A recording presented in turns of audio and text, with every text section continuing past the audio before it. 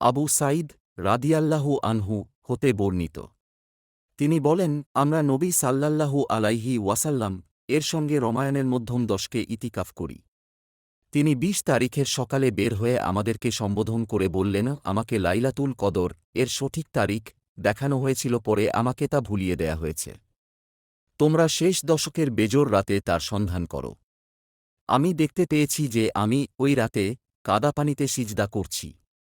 অতএব যে ব্যক্তি আল্লাহর রাসূল সাল্লাল্লাহু আলাইহি ওয়াসাল্লাম এর সঙ্গে ইতিকাফ করেছে সে যেন ফিরে আসে, মসজিদ হতে বের হয়ে না যায়। আমরা সকলে ফিরে আসলাম। আমরা আকাশে হালকা মেঘ খণ্ডও দেখতে পাইনি।